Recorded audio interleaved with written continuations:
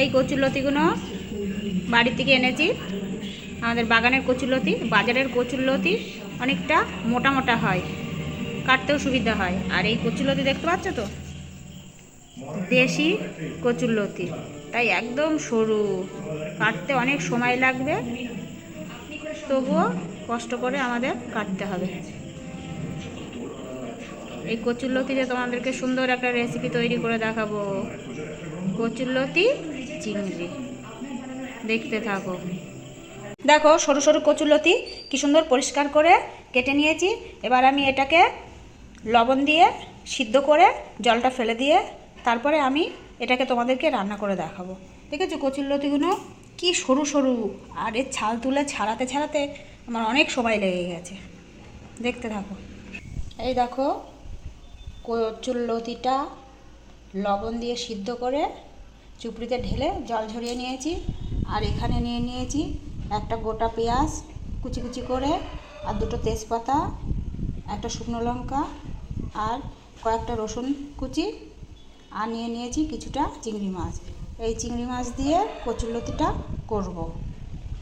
এর মধ্যে কোনো মশলা টশলা দেব না, শুধু এর মধ্যে দেব লবণ, হলুদ, তাছাড়া কোনো মশলা যাবে না এর মধ্যে।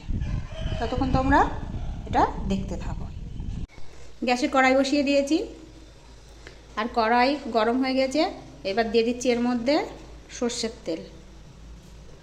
আর এই তেল গরম হলে এর মধ্যে আমি দিয়ে দেবো চিংড়ি মাছ। চিংড়ি মাছগুলো দিয়ে লাল লাল করে চিংড়ি মাছটা ভাজা করে নেব। দেখো চিংড়ি মাছগুলো কি সুন্দর লাল লাল করে ভেজে নিয়েছি। এবার এর মধ্যে আমি দিয়ে দেব শুকনো লঙ্কার ফোড়ন, তেজপাতা, পেঁয়াজ কুচি, রসুন কুচি, আর দিয়ে দেব 4টে কাঁচা লঙ্কা। দিয়ে ভালো করে লাল লাল করে ভেজে নেব, নিয়ে তারপরে এর সঙ্গে কচুরলতিগুলো দিয়ে দেব। এই দেখো পেঁয়াজ লঙ্কা সব লাল লাল করে ভাজা হয়ে গেছে, রসুন। এবার আমি এর মধ্যে কচুরলতিগুলো দিয়ে দিলাম, দিয়ে ভালো করে নেড়ে নিচ্ছি।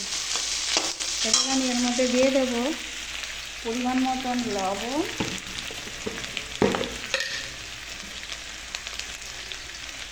দিয়ে দিচ্ছি পরিমাণ মতন লবণ,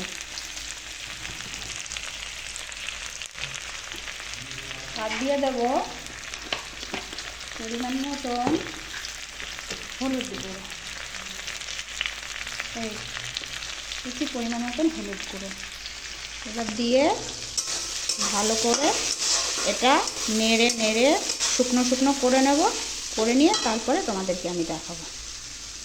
তো দেখো কচুরলতি দিয়ে চিংড়ি মাছ আমার রেডি হয়ে গেছে।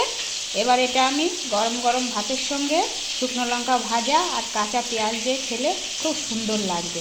তোমরা অবশ্যই করে খাবে, ভালো হলে কমেন্ট করে জানাবে, আর খারাপ হলেও জানাবে। লাইক, শেয়ার, সাবস্ক্রাইব অবশ্যই করবে। ধন্যবাদ বন্ধুরা।